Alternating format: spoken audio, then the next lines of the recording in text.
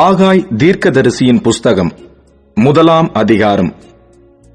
ராஜாவாகிய தரியு அரசாண்ட 2ஆம் வருஷம் 6ஆம் மாதம் 1ஆம் தேதியிலே கர்த்தருடைய வார்த்தை ஆகாய் என்னும் தீர்க்கதரிசியின் மூலமாய் செயல்தியேலின் குமாரனாகிய செருபாபேல் என்னும் யூதாவின் தலைவனுக்கும் யோத்சதாக்கின் குமாரனாகிய யோசுவா என்னும் பிரதான ஆசாரியனுக்கும் உண்டாகி அவர் சொன்னது என்னவென்றால், இந்த ஜனங்கள் கர்த்தருடைய ஆலயத்தை கட்டுகிறதற்கு ஏற்ற காலம் இன்னும் வரவில்லை என்கிறார்கள் என்று சேனைகளின் கர்த்தர் சொல்லுகிறார். ஆனாலும் ஆகாய் என்னும் தீர்க்கதரிசியின் மூலமாய் கர்த்தருடைய வார்த்தை உண்டாகி அவர் சொல்லுகிறார், இந்த வீடு பாழாய் கிடக்கும்போது நீங்கள் மச்சுப்பாவப்பட்ட உங்கள் வீடுகளில் குடியிருக்கும்படியான காலம் இதுவோ? இப்போதும் சேனைகளின் கர்த்தர் சொல்லுகிறார், உங்கள் வழிகளை சிந்தித்துப் பாருங்கள். நீங்கள் திரளாய் விதைத்தும் கொஞ்சமாய் அறுத்துக் கொண்டு வருகிறீர்கள். நீங்கள் புசித்தும் திருப்தியாகவில்லை, குடித்தும் பரிபூரணமடையவில்லை. நீங்கள் வஸ்திரம் உடுத்தியும் ஒருவனுக்கும் குளிர் விடவில்லை. கூலியை சம்பாதிக்கிறவன் பொத்தலான பையிலே போடுகிறவனாய் அதை சம்பாதிக்கிறான். உங்கள் வழிகளை சிந்தித்துப் பாருங்கள் என்று சேனைகளின் கர்த்தர் சொல்லுகிறார். நீங்கள் மலையின் மேல் ஏறிப்போய் மரங்களை வெட்டிக் கொண்டு வந்து ஆலயத்தை கட்டுங்கள். அதன் பேரில் நான் பிரியமாய் இருப்பேன். அதனால் என் மகிமை விளங்கும் என்று கர்த்தர் சொல்லுகிறார். அதிகமாய் வரும் என்று நீங்கள் எதிர்பார்த்திருந்தும் இதோ கொஞ்சம் கிடைத்தது. நீங்கள் அறுத்து வீட்டுக்கு கொண்டு வந்தும் நான் அதை ஊதி போடுகிறேன். எது நிமித்தம் என்றால், என் வீடு பாழாய் கிடக்கும்போது நீங்கள் எல்லாரும் அவனவன் தன் தன் வீட்டிற்கு ஓடிப்போகிறீர்களே, இது நிமித்தமே என்று சேனைகளின் கர்த்தர் சொல்லுகிறார். ஆதலால் உங்கள் மேல் இருக்கிற வானம் பனியை பெய்யாமலும் பூமி பலனை கொடாமலும் போயிற்று. நான் நிலத்தின் மேலும் மலைகளின் மேலும் தானியத்தின் மேலும் புது திராட்சரசத்தின் மேலும் எண்ணெயின் மேலும் பூமியில் விளைகிற எல்லாவற்றின் மேலும் மனுஷரின் மேலும் மிருகங்களின் மேலும் கைப்பாடு அனைத்தின் மேலும் வறட்சியை வருவித்தேன் என்றார். அப்பொழுது செயல்தியேலின் குமாரனாகிய செருபாபேலும் யோத்சதாக்கின் குமாரனாகிய யோசுவா என்னும் பிரதான ஆசாரியனும் ஜனத்தில் மீதியான அனைவரும் தங்கள் தேவனாகிய கர்த்தருடைய சத்தத்துக்கும் தங்கள் தேவனாகிய கர்த்தர் அனுப்பின ஆகாய் என்னும் தீர்க்கதரிசியினுடைய வார்த்தைகளுக்கும் செவி கொடுத்தார்கள். ஜனங்கள் கர்த்தருக்கு முன்பாக பயந்திருந்தார்கள். அப்பொழுது கர்த்தருடைய தூதனாகிய ஆகாய் கர்த்தர் தூதனுப்பிய வார்த்தையின்படி ஜனங்களை நோக்கி, நான் உங்களோடே இருக்கிறேன் என்று கர்த்தர் சொல்லுகிறார் என்றான். பின்பு கர்த்தர் செயல்தியேலின் குமாரனாகிய செருபாபேல் என்னும் யூதாவின் தலைவனுடைய ஆவியையும் யோத்சதாக்கின் குமாரனாகிய யோசுவா என்னும் பிரதான ஆசாரியனுடைய ஆவியையும் ஜனத்தில் மீதியான எல்லாருடைய ஆவியையும் எழுப்பினார். அவர்கள் வந்து தங்கள் தேவனாகிய சேனைகளுடைய கர்த்தரின் ஆலயத்திலே வேலை செய்தார்கள். தரியு ராஜாவின் 2ஆம் வருஷம் 6ஆம் மாதம் 24ஆம் தேதியிலே இது நடந்தது. ஆகாய் தீர்க்கதரிசியின் புஸ்தகம் 2ஆம் அதிகாரம். 7ஆம் மாதம் 21ஆம் தேதியிலே ஆகாய் என்னும் தீர்க்கதரிசியின் மூலமாய் கர்த்தருடைய வார்த்தை உண்டாயிற்று.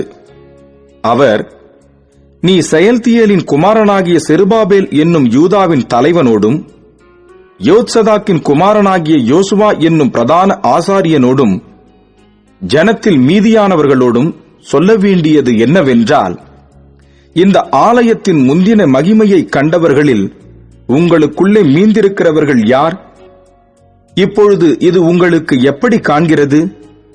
அதற்கு இது உங்கள் பார்வையில் ஒன்றுமில்லாதது போல் காண்கிறதல்லவா? ஆனாலும் செருபாபேலே, நீ திடன்கொள் என்று கர்த்தர் சொல்லுகிறார். யோத்சதாக்கின் குமாரனாகிய யோசுவா என்னும் பிரதான ஆசாரியனே, நீ திடன்கொள். தேசத்தின் எல்லா ஜனங்களே, நீங்கள் திடன் கொள்ளுங்கள். வேலையை நடத்துங்கள் என்று கர்த்தர் சொல்லுகிறார். நான் உங்களுடனே இருக்கிறேன் என்று சேனைகளின் கர்த்தர் சொல்லுகிறார். நீங்கள் எகிப்திலிருந்து புறப்படுகிற போது நான் உங்களோட உடன்படிக்கை பண்ணின வார்த்தையின்படியே என் ஆவியானவரும் உங்கள் நடுவில் நிலை கொண்டிருப்பார். பயப்படாதேயுங்கள். சேனைகளின் கர்த்தர் சொல்லுகிறார், கொஞ்ச காலத்துக்குள்ளே இன்னும் ஒரு தரம் நான் வானத்தையும் பூமியையும் சமுத்திரத்தையும் வெட்டாந்தரையையும் அசைய பண்ணுவேன். சகல ஜாதிகளையும் அசைய பண்ணுவேன். சகல ஜாதிகளாலும் விரும்பப்பட்டவர் வருவார். இந்த ஆலயத்தை மகிமையினால் நிறைய பண்ணுவேன் என்று சேனைகளின் கர்த்தர் சொல்லுகிறார்.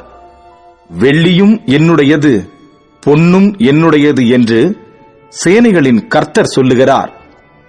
முந்தின ஆலயத்தின் மகிமையை பார்க்கிலும் இந்த பிந்தின ஆலயத்தின் மகிமை பெரிதாயிருக்கும் என்று சேனைகளின் கர்த்தர் சொல்லுகிறார்.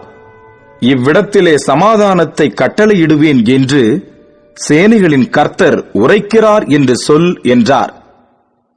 தரியுவின் 2ஆம் வருஷம் 9ஆம் மாதம் 24ஆம் தேதியிலே ஆகாய் என்னும் தீர்க்கதரிசியின் மூலமாய் கர்த்தருடைய வார்த்தை உண்டாயிற்று. அவர், ஒருவன் தன் வஸ்திரத்தின் தொங்கலிலே பரிசுத்த மாம்சத்தை கொண்டு போகையில் தன் வஸ்திரத்தின் தொங்கல் அப்பத்தையாகிலும் சாதத்தையாகிலும் திராட்ச ரசத்தையாகிலும் எண்ணெயையாகிலும் மற்றெந்த போஜன பதார்த்தத்தையாகிலும் தொட்டால் அது பரிசுத்தமாகுமோ என்று நீ ஆசாரியரிடத்தில் வேத நியாயத்தை பற்றி கேள் என்று சேனைகளின் கர்த்தர் சொல்லுகிறார் என்றார். அதற்கு ஆசாரியர்கள் பிரதியுத்தரமாக, பரிசுத்தமாகாது என்றார்கள்.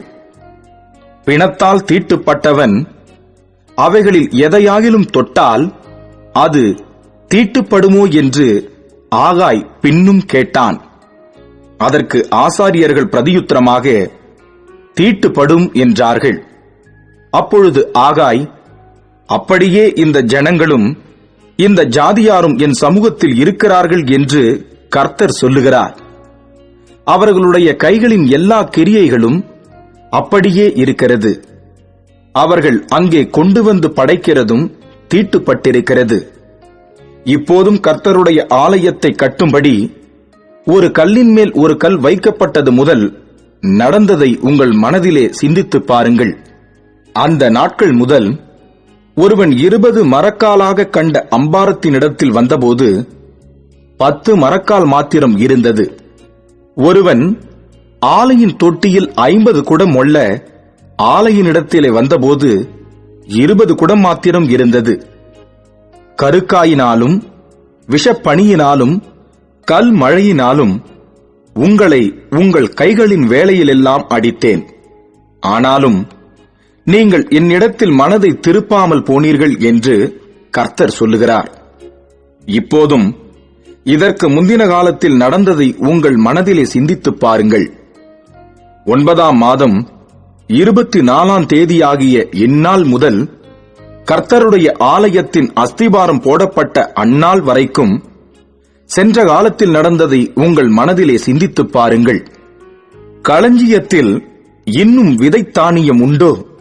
திராட்சை செடியும் அத்தி மரமும் மாதளஞ்செடியும் ஒலிவ மரமும் கனி கொடுக்கவில்லையே? நான் இன்று முதல் உங்களை ஆசீர்வதிப்பேன் என்று சொல்லுகிறார் என்றான்.